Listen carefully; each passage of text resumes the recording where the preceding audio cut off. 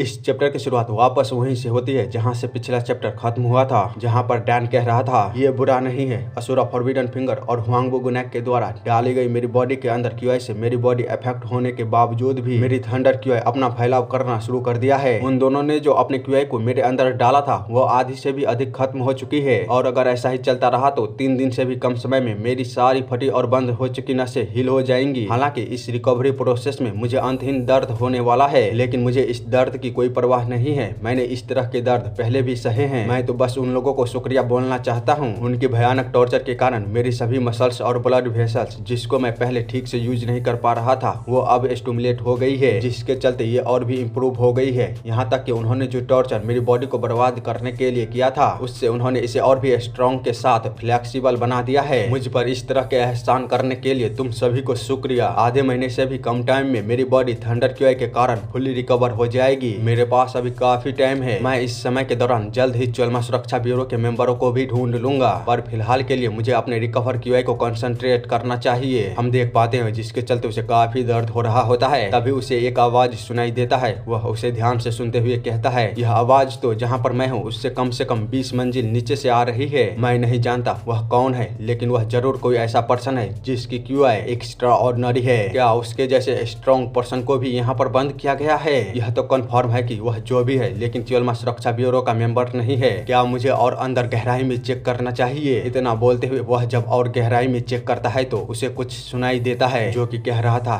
बड़े भाई मैं क्या आप ठीक हैं? जिस पर दूसरा पर्सन कहता है मुझे नहीं लगता, मेरे कान सुनना बंद कर दिया है, पर मुझे अपनी चिंता नहीं है, मुझे बड़े भाई की चिंता है जो गायब हो चुके हैं। जिस पर पहला पर्सन कहता है आप चिंता मत करिए, मुझे यकीन है कि चीफ ठीक होंगे, हमें बस उन पर भरोसा रखना है, वे जरूर कोई ना कोई रास्ता निकाल लेंगे। डैन उन सभी की बातों को सुन क्रीपी स्माइल के साथ कहता है आखिरकार ढूंढ लिया। जिसके अगले सीन में हम एक पर्सन को देखते हैं जो कहीं पर खड़ा होकर कह रहा था अभी 13 दिन बचे हुए हैं पावरफुल ग्रुप्स के ग्रैंड असेंबली में, क्या हमें अभी इतनी जल्दी जाना जरूरी है? जिसके रिप्लाई में एक बूढ़ा पर्सन कहता है आज तुम अपने पर्सनालिटी के विपरीत चिंता दिखा रहे हो, क्या कुछ ऐसा है जो तुम्हें परेशान कर रहा है जिसके बारे में तुम्हें इतना चिंता हो रही है? तो वो बंदा कहता है नहीं मैं चिंता नहीं कर रहा हूँ, बस कुछ ऐसी चीजें हैं जिसको मैं समझ नहीं पा रहा हूँ। ओल्ड पर्सन जिसको सुन कहता है वह आदमी बहुत होशियार है, वह जो देख सकता है हम उसके बारे में पता नहीं लगा सकते। यह जो कुछ भी हो रहा है उसका फैसला हुआंग बुगुनैक ने पहले ही ले लिया है और मैं अभी भी यकीन से नहीं कह सकता कि वह आयरन मार्शल एसोसिएशन को खत्म करना चाहता है। जिस पर वो यंग मैन पूछता है आपको क्या लगता है आयरन मार्शल एसोसिएशन को खत्म करने से उसे क्या मिलेगा? वह ओल्ड मैन बताते हुए कहता है यह तो मैं पता नहीं लगा सकता क्योंकि उसकी सोच सबसे अलग है, लेकिन मुझे लगता है कि हम 2 हफ्ते बाद इसके बारे में पता लगा लेंगे। ऐसे ही बात करते हुए वे दोनों आयरन मार्शल एसोसिएशन के तट तक पहुंच जाते हैं। वह यंग मैन उसे देखते हुए कहता है आखिरकार हम आयरन मार्शल एसोसिएशन में पहुंच गए हैं, चलिए अब हमें उतरना होगा। वह ओल्ड मैन शिप से उतरने के बाद काफी सारे लोगों को देखता है उस बंदरगाह पर, जिसको देख वह ओल्ड मैन कहता है जैसे कि उम्मीद थी काफी सारे लोग आ रहे हैं, इससे पता चलता है कि यह मुद्दा कितना खास है। उतने में ही उन दोनों का ध्यान 2 वर्करों पर जाता है जो आपस में बात करते हुए कह रहे होते हैं वैसे उन सभी लोगों में से जिन्हें ऑफिशियली इनवाइट किया गया था पावरफुल ग्रुप्स के ग्रैंड असेंबली में उनमें से कितने लोग अभी तक पहुंचे होंगे? तो दूसरा पर्सन कहता है इस खबर को सामने आए आधे महीने से भी अधिक हो गया है, इसीलिए ज्यादातर लोग पहुंच गए हैं। जिस पर पहला पर्सन कहता है क्या बात कर रहे हो,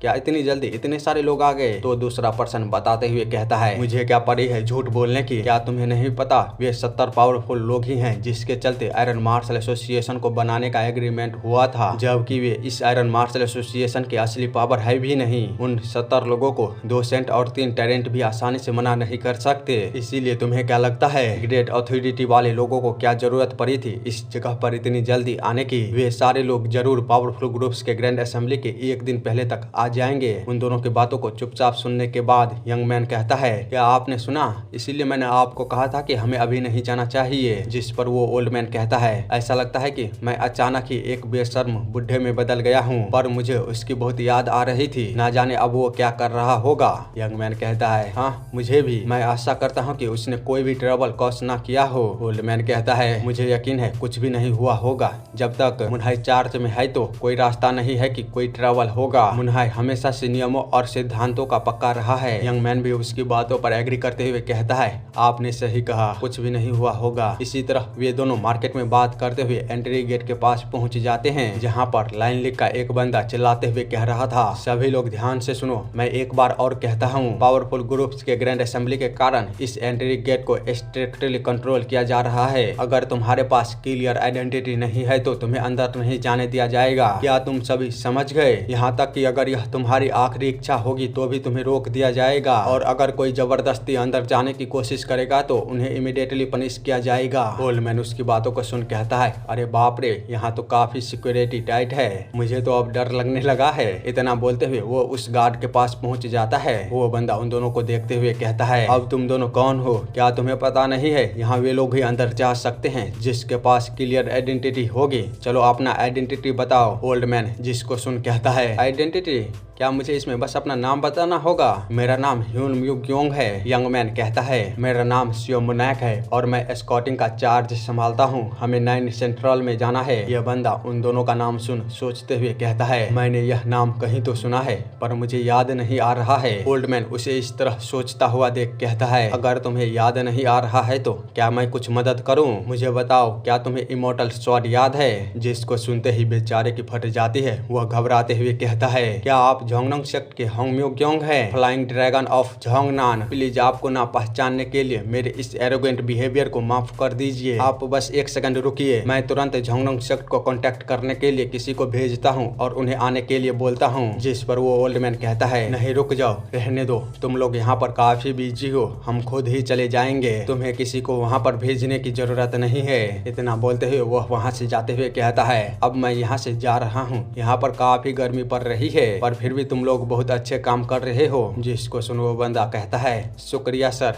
आप अपना ध्यान रखिएगा। इतना बोलते हुए वो पीछे मुड़ कहता है, बच गया, मुझे इस गर्मी में भी ठंडे पसीने आने लगे थे। उतने में ही उसके पीछे से एक सोल्जर कहता है, क्या हमें किसी के आइडेंटिटी को चेक किए बिना केवल उसके नाम को सुन अंदर जाने देना चाहिए था? मास्टर को अगर इसके बारे में पता चलता है तो वे पागल हो जाएंगे। जिस पर ये बंदा कहता है, उसकी चिंता तुम मत करो, उस पागल आदमी के पास भी मुनैक और ह्यूंग म्यूग्योंग को प्रभोग करने की हिम्मत नहीं है। इसी के साथ हमें बताया जाता है, फ्लाइंग ड्रैगन ऑफ झोंगनांग सियो मुनैक, वह 5 साल के कम उम्र में झोंगनांग सेक्ट में आया था और उसे 6 साल के उम्र में जीनियस के रूप में रिकॉग्नाइज कर लिया गया। बाद में उसे बेस्ट डिसेबल कैंडिडेट में प्रमोट कर दिया गया। 20 साल के उम्र में वह बेस्ट डिसेबल के स्किल को सरपास कर दिया और बन गया झोंगनांग सेक्ट का अब तक का जिंदा लीजेंड। वह कोई ऐसा है जिसकी रिपुटेशन 3 मैग्निफिसेंट और 3 ब्लॉसम से भी अधिक है। चाहे फिर कोई कितना भी पावरफुल क्यों ना हो, उसकी ताकत का मुकाबला करना किसी के लिए भी असंभव है। इमोर्टल स्वॉर्ड हांग म्यूसियांग क्वाकच्योंग का सीनियर मास्टर है। वह झोंगनांग सेक्ट का सबसे अधिक इन्फ्लुएंस वाला व्यक्ति है, जबकि किसी ने भी उसे स्वॉर्ड को चलाते हुए अब तक नहीं देखा है। फिर भी ऐसा कोई भी नहीं है जो उसे इमोर्टल स्वॉर्ड कहने में संकोच करता हो। वह झोंगनांग सेक्ट का सर्वश्रेष्ठ स्वॉर्डमैन और उन बेहतरीन हीरोज में से एक है जिसको कि पावरफुल ग्रुप्स के ग्रैंड असेंबली में प्रवेश करने का अधिकार है। ऐसी अफवाहें हैं कि उसकी ताकत स्वॉर्ड सेंट से भी अधिक है। गाइज, मतलब समझ रहे हो, लायन ली के हेड से भी अधिक पावरफुल। वो बंदा कहता है, बेवकूफ हो, तुम लोगों को गर्व करना चाहिए कि जो आज तुम लोग इमोर्टल स्वॉर्ड के करीब खड़ा हो पाए। इधर वो ओल्डमैन उन सभी की बातों को दूर से सुनता हुआ सियोमन से कहता है, सुना,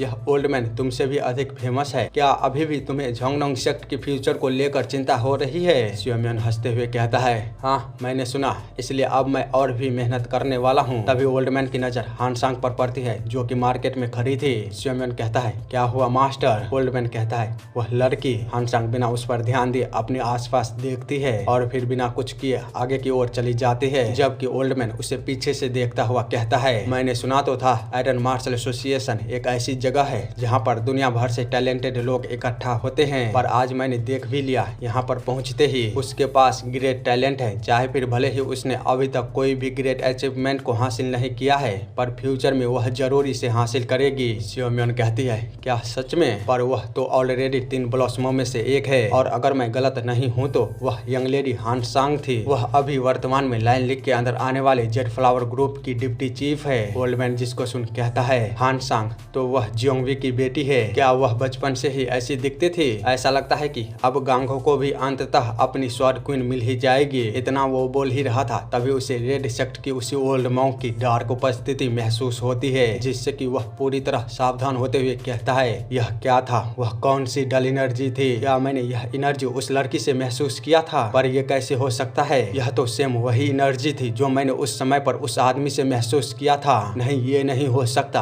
वह आदमी तो पहले ही मर चुका है। शायद यह मेरा ही भ्रम होगा। लगता है कि मैं चीजों को इमेजिन करने लगा हूँ। ऐसा हो ही नहीं सकता है कि कोई मेरी आंखों और कानों को धोखा दे दे। शायद यह मेरे इतने ज्यादा ट्रेवल करने से थकान होने के कारण है। जिसके बाद वह सिमोन से कहता है, मुझे काफी थकान हो रही है, चलो हमें चलना चाहिए।